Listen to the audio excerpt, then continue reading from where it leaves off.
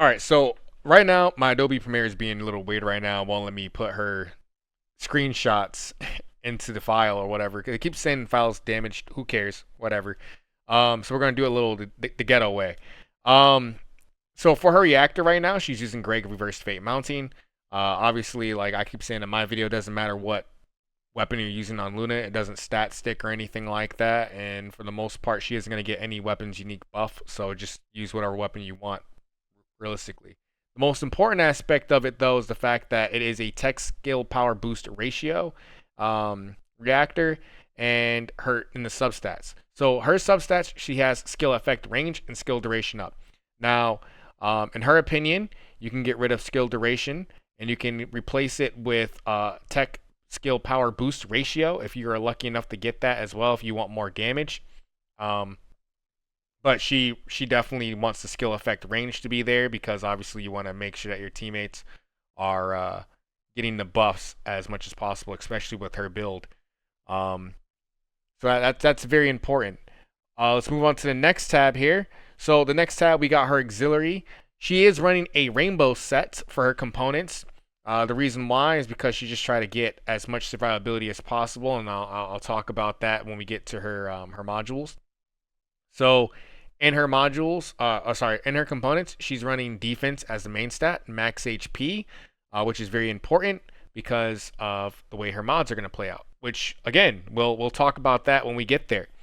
Um, Another max HP, max MP. Now MP is the most important part of this whole build because Luna's buffs rely on how much MP she has. The more mana she has, the bigger her buffs, right?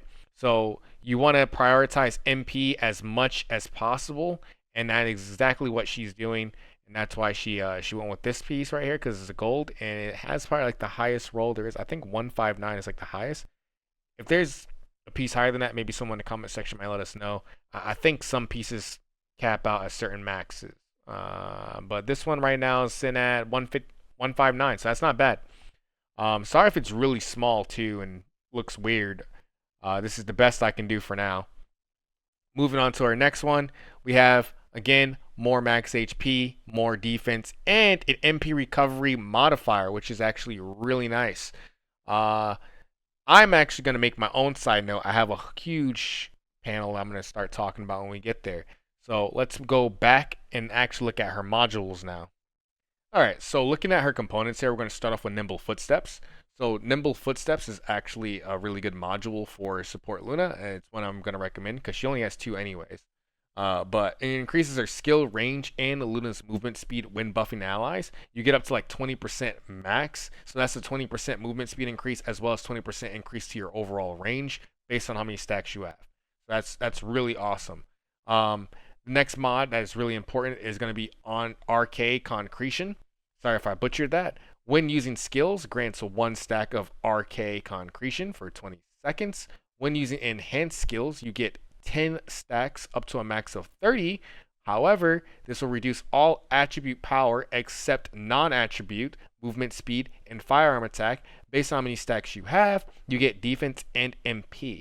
Now that's very, very, very important because we are definitely utilizing this for the defense and MP. It's really good because another drawback to running RK Concretion is the fact that whenever you roll or grapple, you lose all of your stacks. Again, playing into that limiting playstyle for Luna kind of sucks, but if you want to be a really good buffer and give your team like the biggest damage buffs they'll ever have in their life, this is a module you're going to want to upgrade for sure. Moving on to her next mod, amplification control we're running because that's going to give her more range and shield. So that's really nice. We are also using Passionate Sponsor. The reason why we're using Passionate Sponsor is because when buffing allies, it's going to give her teammates, when buffing teammates, it gives firearm attack increase. Now that does not affect Luna because her unique weapon isn't considered a firearm, but it does give skill power modifier increase when you buff allies, and that's exactly what Luna's doing. So you will get more damage in the long run for Luna, which is nice because you want to up her gun since you're locked into using her weapon. Tech Master because it's going to give her more skill power as well as Tech skill power modifier, so that's just more damage for her gun. We were running Enlightenment because Enlightenment is going to increase her max MP. Again, giving her bigger buffs to her teammates as well as herself. Increased HP so she can face tank some more damage because she's very limited as to what she can do since she can't grapple or roll unless she's going to lose her RK concretion, which she doesn't want to do because she wants to keep those buffs for her MP. So we have that. We have HP amplification. HP amplification is going to increase her maximum HP, but it is going to reduce her shields. But that's being balanced out by amplification control because amplification control is giving her some shield. So it's basically like another positive with no real negative, right? And then we have HP conversion, which is going to give her more base MP, but it is going to reduce her HP. But all of that's being balanced out because, again, she has an HP module. She has a bunch of HP on her rainbow component set, so she's thriving. She's eating good. She's doing really well right now in the HP department. And then we're running maximize power. Maximize power is going to give her skill power modifier, but it is going to increase her skill cooldowns. Now, thankfully, Luna doesn't really care too much for skill cooldowns because she gets her abilities back pretty quickly. As well as the fact that her fourth ability will just instantly speed up her cooldowns anyways, and she can go back to just spamming as much as she wants. That's all you need to know. So you don't really have to worry too much about Luna's cooldowns because her fourth ability. So you can, it's technically like a free buff on Luna for more damage. Some other notable component sets that I want to throw out though, and for me personally, I will move over to that section in a bit. Well, sorry, I just butchered that. So moving on to some recommended component sets that I think will be really great on Luna, and I'll explain why. For whatever your needs may be, I will start recommending them in just a second. We're going to just move over to that next segment. So starting with the hunger set. The hunger set, I think, is going to be pretty good on Luna, especially support Luna, because of all the different buffs that you're getting. So the two-piece set of it kind of sucks in my opinion. I'm not gonna lie, we're just gonna ignore the toxin resistance. That's like it is what it is, whatever. But when using skill, grants one stack of Flux up to 50 stacks, lasts for 20 seconds. When using an enhanced skill, grants self one stack of wave up to 10 stacks, lasts for 120 seconds, and 10 stacks of Flux. Wave recovers MP by 0.2% per stack when hitting an enemy with a unique weapon. At 50 stacks of Flux converts to tuning, which lasts for 200 seconds. Tuning skill duration is plus 1.79% skill duration proportional to max MP and HP heal modifier by 2.83%. So that's pretty nice. The last bit, I'm not gonna lie, slightly confuses me, other than like the skill duration being proportional to max MP, but I'm not sure if the HP heal modifier is also affecting the skill duration, or if it's just saying that's how much HP heal you're gonna get back in proportion to everything else. But still really good nonetheless, especially if you are kind of shooting like a little bit offbeat to get some more damage in, because obviously your skill cost is gonna eat up. So getting like some form of NP, this is technically like kind of balancing it out. So if you were to look for ideal pieces on your component set, if you decide you want to spam, I guess you could get MP recovery as well, and then you'll have a bunch of like, pretty much it'll feel like an infinite supply of NP on Luna, because her skill already gives her MP recovery. So with her skill giving her MP recovery on top of your components, if you were to go out and go farm that, and this set too, you could probably just spam shots all day on Luna. So I think this set is a pretty good set. So I just wanted to throw that out there.